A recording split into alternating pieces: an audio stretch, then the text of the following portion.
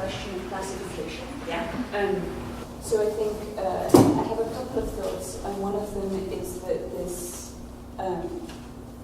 idea of a connection between behavior and appearance.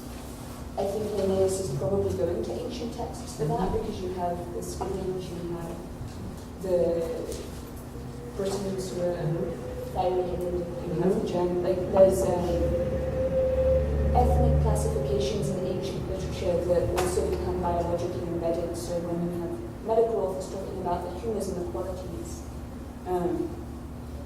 someone, for example, with you can be hot or cold and wet or dry, and if you have, for example, a hot brain and a dry brain, excretions will leave your head quite quickly. You'll have very acute sensations, and you will suffer from extreme insomnia. And so there's very precise kinds of classifications that are quite different in some ways, that I think feeding in to what comes after. But I actually wanted to talk briefly about a completely different kind of classification that intersects more with the question of morality, at least when you get a bit later into the early medieval period. So I was trying to think about how to categorize a kind of classification in Stockton, which is sociology. And so there's a scholar called Denise Burrell who talks about religious identity in late antiquity as a form of racial identity. So you have the Christian genos, the Christian kind, the Jewish kind, the pagan kind, and if you go to the raciologists, they're creating catalogues and catalogues of different kinds of people. And they're not differentiating those people based on their bodies, they're differentiating them based on their beliefs. But those beliefs, because of the importance of embodiment in early Christianity, are typically beliefs about the body. And so what kind of things do you have to do to your body to ensure its eternal life? Will it survive after your death? Will it be put back together again? And in addition, and this is where I think I get really excited, they're projecting diseased and injured bodies onto the people who they perceive as being of different belief systems. So the metaphors of mental illness in early Christianity are kind of notorious, like if you don't agree with me, you're crazy. But they really will say, like, you have the equivalent of like encephalitis. Brain fever, which comes up in later texts, goes back to this period where a way of telling someone that they were sick in their soul was saying, you're sick in your brain. And I think that way of locating a non-bodily classification in the body is fascinating, pernicious, bizarre, has a long legacy. Would we call that embodiment? So I think it's a way of teaching people how to experience their body and how to experience other people's bodies. But isn't it also, this is so interesting, isn't it also, in speaking of linguistics, which I know nothing about, but aren't you also describing a way of reading a body, right? So a lot of what we are interested in is how different, in different religious traditions or in different cultures, the body itself is read as even having these various humors. Or when we get to the zombies, eventually we'll talk about how in Haitian Creole, the body is seen as constituted with different parts. But one can read that and surmise something about the moral character. So aren't we, when we're talking about classifications, also talking about, in a sense, reading the body? So the body offers a kind of language. Of course, in religions, the body offers a kind of cosmology in different traditions that can also be read or interpreted. So I'm trying to link this in some way to language, and I don't know if I'm doing it, but it always strikes me when I hear about these kinds of classifications of the body, and say, oh, they're reading the body in a different way. And that might be a useful model for us to think about how bodies are read. Or maybe that's too literary. Maybe that's not what we might call it, but it's so interesting. So interesting. I think we have to be concerned about visual and other modes of discourse. No, just to kind of link the idea of body language. Yeah. There you go. And the emotions, right? And coming back to Foucault. So, and sort of the ideas of the people in the meetings you were talking about, sort of being, their bodies being sites of resistance, right, in some ways.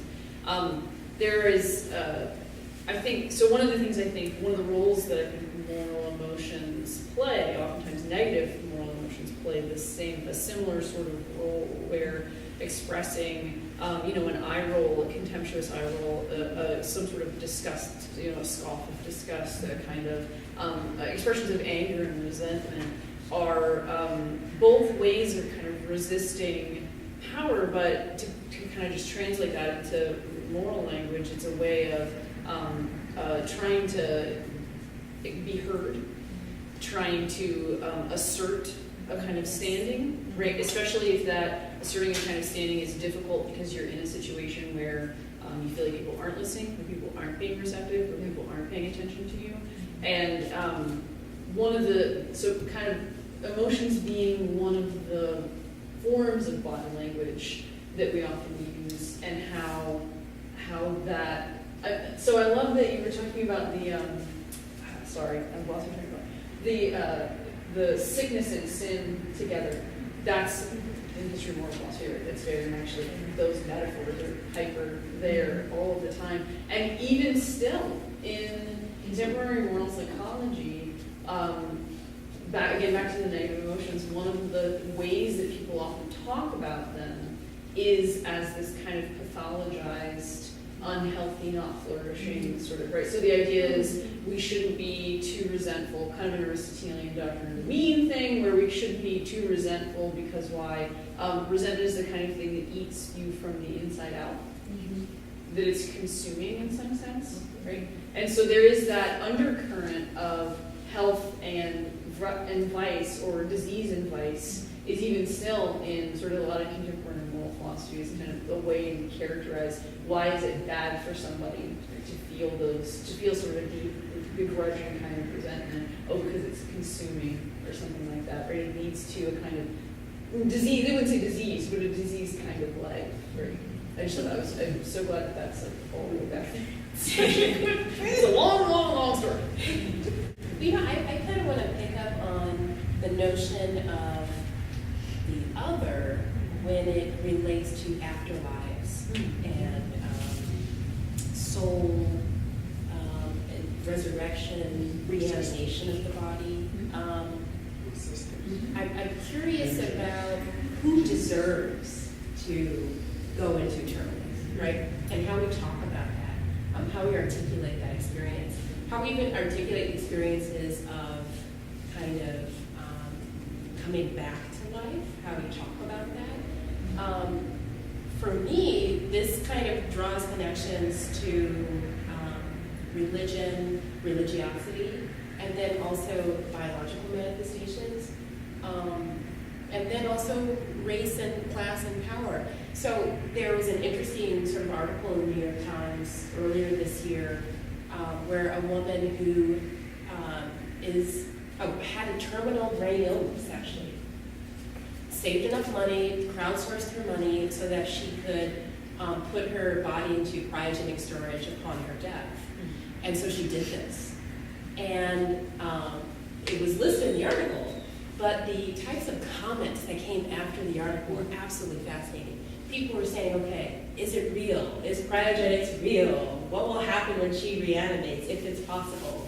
Could it be that she could be in storage for so long that she reemerges to an Earth in which we're all a new kind of slave? Or she's now indebted to the tune of millions of dollars because she's been in storage for 100 years, right? So people are kind of intersecting notions of economy, politics, and self in thinking about the afterlife. And I think we want to talk about that, I mean, as people, because as biology sort of approaches a way of being able to ensure us longer and longer lives and potentially afterlives, we are searching for ways to articulate how that might be. And so it's kind of intersecting with futurisms, but it's very much grounded in talk about bodies. If I could hop in, and you know, this actually wasn't something I was thinking about, but you know, what you were saying kind of made me think about it. You know, one aspect of the movement that I studied was it was a very religious movement as well, and you know, it's so funny, you know, being raised in Philly, you know, you would never see a movement that was both a Muslim and Christian movement. When I got there, I was like, what? Because, you know, I was raised in Philadelphia, and, you know, the mosque over here, the church is over here, and very rarely.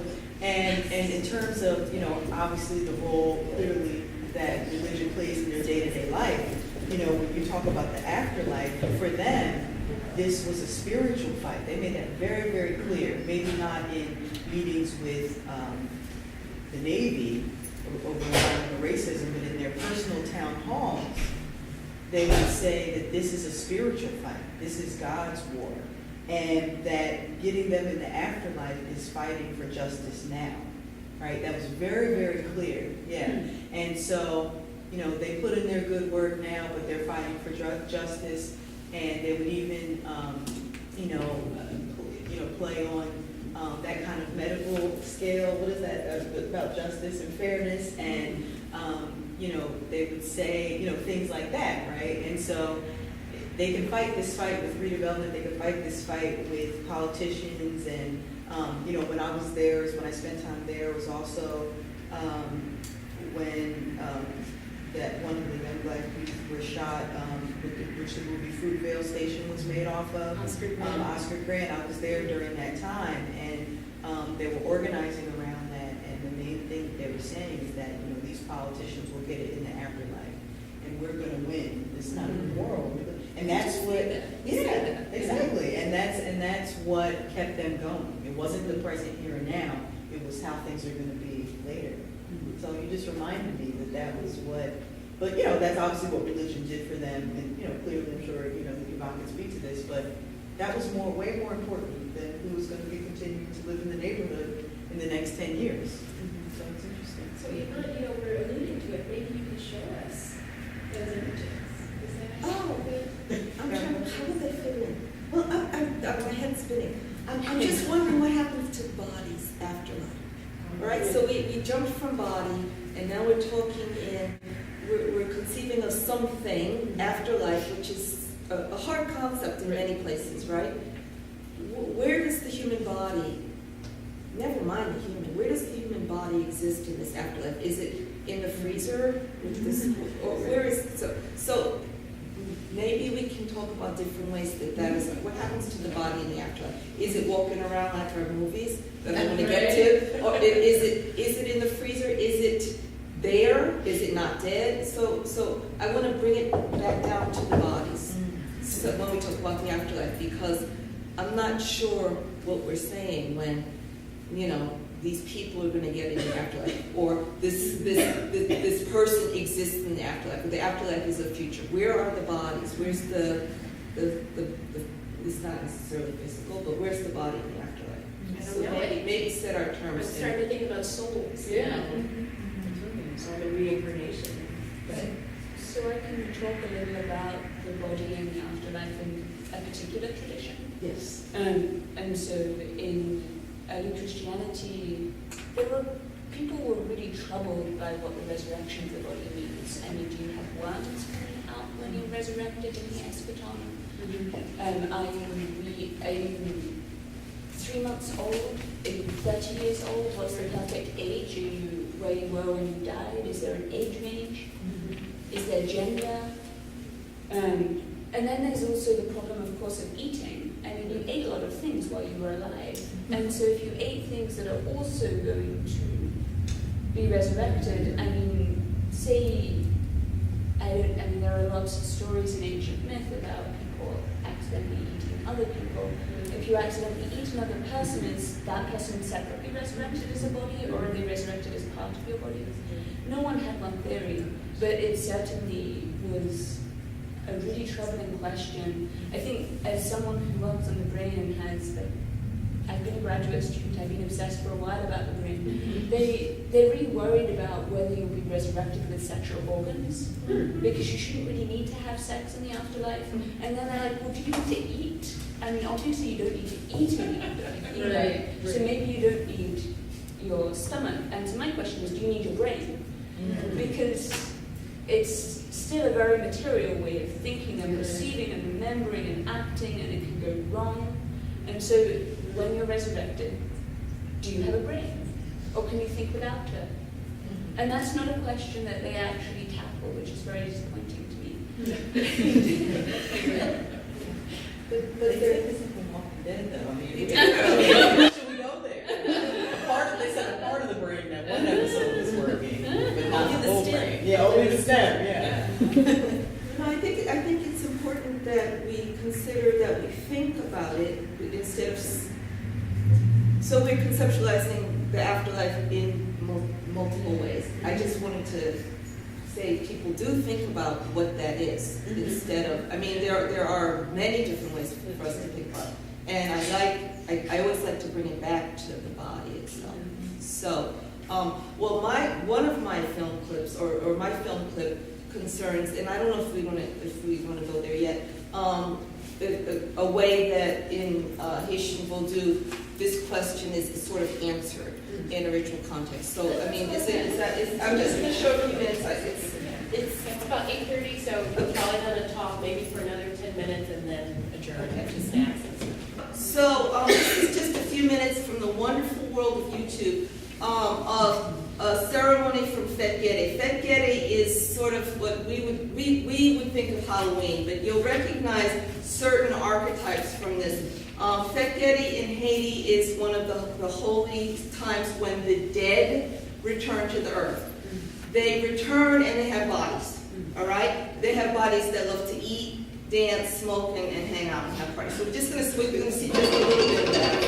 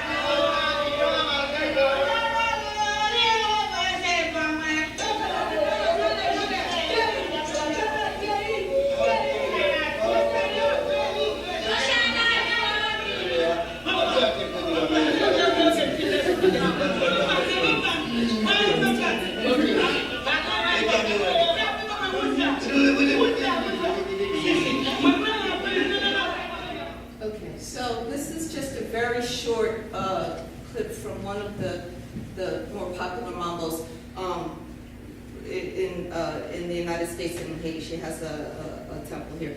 But the dead are called a family of spirit, associated with a family of spirits called Gay, right? So they live in the afterlife.